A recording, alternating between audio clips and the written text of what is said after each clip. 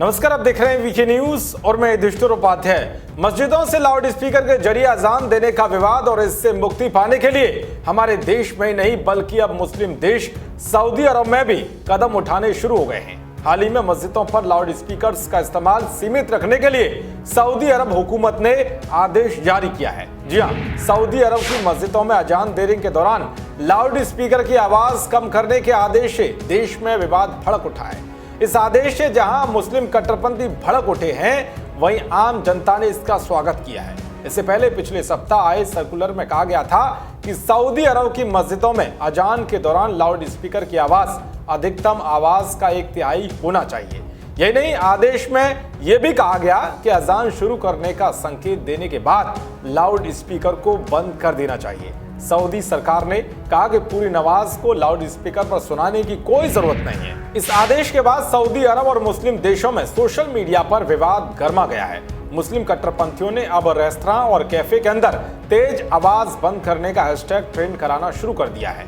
Social media पर इस अभियान के बाद सऊदी सरकार ने सफाई दी है। सऊदी अरब के इस्लामिक मामलों के मंत्री अब्दुल लतीफ अल शेख ने कहा है कि कई परिवारों ने शिकायत की थी कि नमाज की तेज आवाज में काफी देर तक प्रसारित होने की वजह से उनकी बच्चों की नींद प्रभावित होती है। उन्होंने कहा कि जिन लोगों को अजान पढ़ना है, उन्हें इमाम के अजान पढ़ने का आह्वान का इंतजार करने की कोई जरूरत नहीं है। माना जा रहा है कि सऊदी अरब में यह बदलाव सार्वजनिक जीवन में धर्म की भूमिका को लेकर प्रिंस मोहम्मद बिन सलमान की ओर से किए जा रहे सुधार का हिस्सा है। मोहम्मद सलमान ने कई सामाजिक प्रतिबंधों में ढील दी है।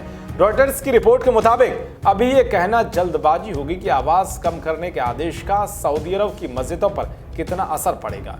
रियाद में रहने वाले कुछ लोगों ने बताया कि कई मस्जिदों में लाउड स्पीकर की आवाज कम कर दी गई है। सऊदी अरब के कई लोगों ने इस फैसले का स्वागत किया है। हालांकि सरकार को रेस्तरां और अन्य जगहों पर भी लाउड स्पीकर की आवाज को कम करना चाहिए। उधर मंत्री शेख ने कहा है कि इस आदेश की आलोचना वे लोग कर रहे हैं जो घृणा को भड़काना चाहते हैं ताकि समस्या पैदा हो। ऐसे लोग सऊदी अरब के दुश्मन हैं।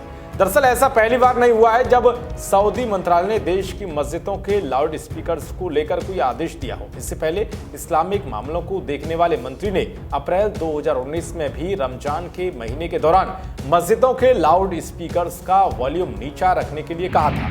यानी कि जहां एक तरफ सऊदी अरब की सरकार ने हर किसी की समस्या को ध्यान में रखकर लाउड स्पीकर पर फैसला लिया है, तो वहीं कट्टरपंथियों के इससे आग लग रही है। देश और दुनिया की तमाम खबरों को पाने के लिए देखते रहिए वीके न्यूज। नमस्कार।